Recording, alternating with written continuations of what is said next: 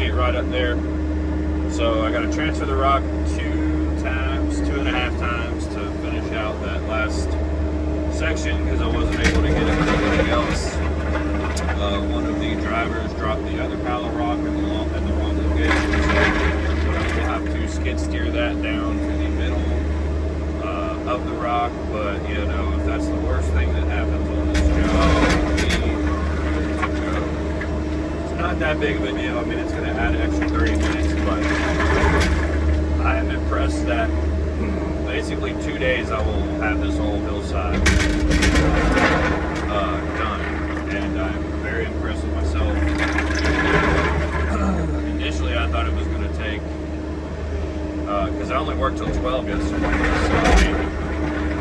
so a couple more hours a day should be finished up. And yeah, everything went pretty good. It's a lot of rock to transfer. I definitely wish I had some different bucket attachments. I'm trying to save up some money to get a few different things going. Not quite to a bigger machine yet, but I really would rather have the bigger trailer first, and I think that's going to be the trigger that I pull this year. I'm going to get a trailer with hydraulic disc brakes and 30K axles. So, and then maybe looking at 88 next year, depending on how jobs are going. My jobs this year have been a whole lot of time and material jobs, and I'm not getting as many bigger jobs as I was planning on getting, which is fine. I'm actually cool with smaller jobs. It's not, you know, I don't need to get up there in bigger jobs, but I think it being an election year or something like that, it's just, people are less prone to spend money. I mean, my landscapers have hired me less to do tear outs. They haven't been doing as many tear outs, so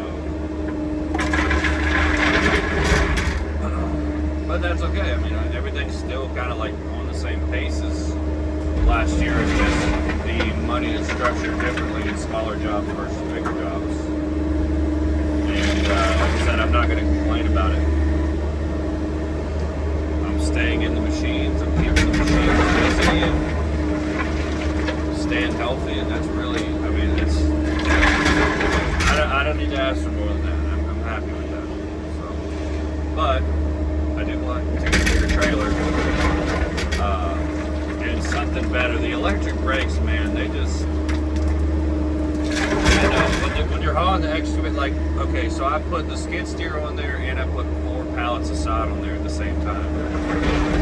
Each pallet of sod is like 2,800 pounds, and the skid steer is right at 9, so that's a lot, alright? I'm not going to try to do math this early, but that's a lot. I know that's more than the excavator.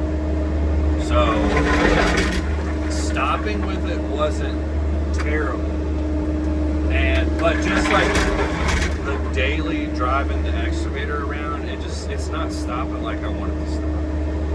And you know, before I bought that trailer, I didn't even know they made hydraulic disc brakes. I thought it was only air brakes and you had to have air like hooked up to your stuff, but that's not the case anymore. So I am going to buy something with better brakes, and I am going to get something with electric jacks, electric hydraulic jacks for freaking sure.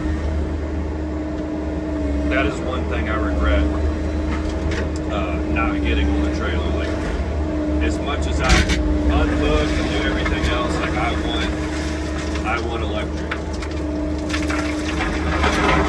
electric hydraulic jacks.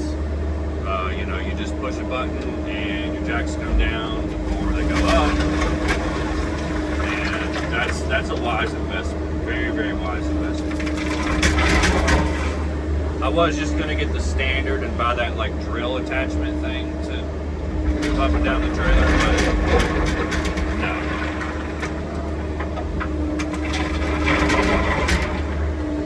And then the other thing I'm getting on the trailer is going to be under body mount toolboxes and the dozer package. So the dozier package is basically like some bar welded up the ramps. So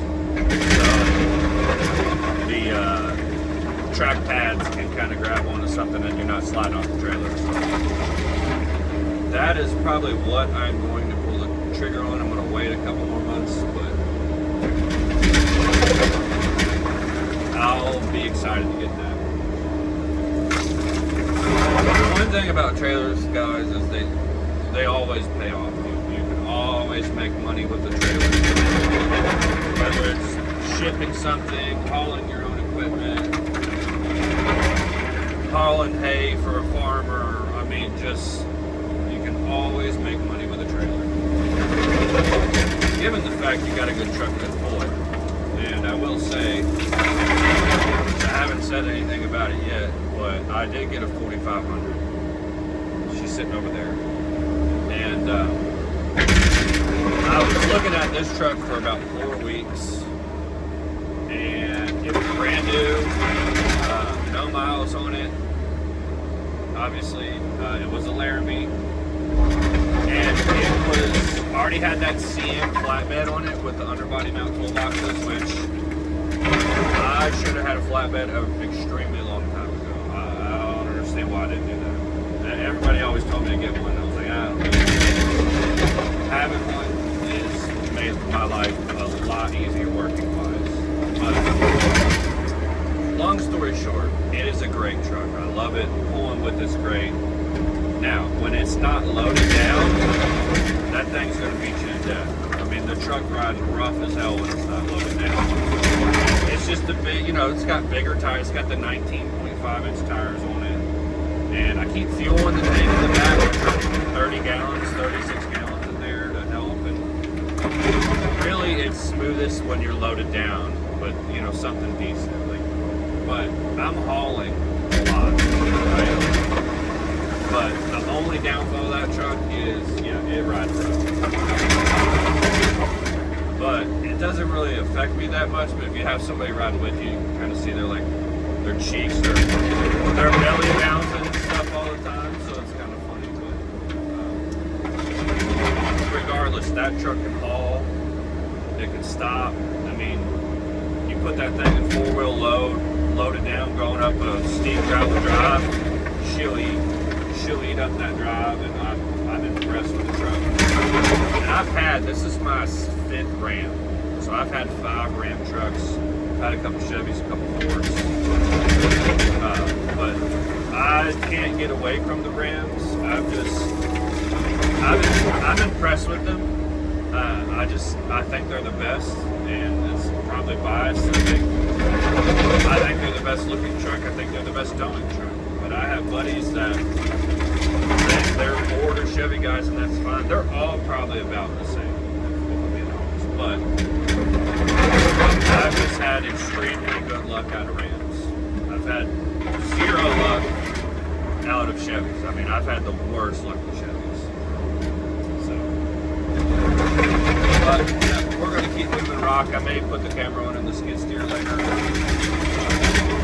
from there. Alright, so we have that little amount of fabric right there, and the pile is all the way over by this electrical pole. This is the farthest point up the hill, but let me take you guys on a little journey about how I'm getting this up here. It's not the best way, probably, but hey, I'm not going to sit there and get in the excavator and do it all on an excavator bucket. And for those of you who can't see or anything, this is extremely steep. So I just went down that incline there, and that incline is over the top of the skid loader, so it's at least an 8-foot incline. And you can see the amount of rock that I have put down. It's crazy, but so I'm going to have a couple buckets to take up there. I'd say at least 5 more. And yeah, here we go. Up the incline.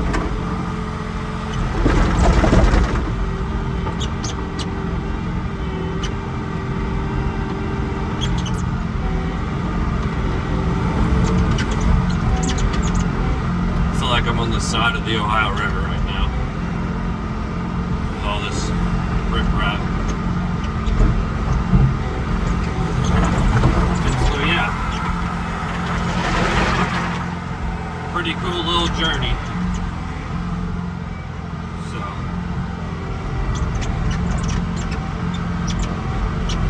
let's do some more buckets.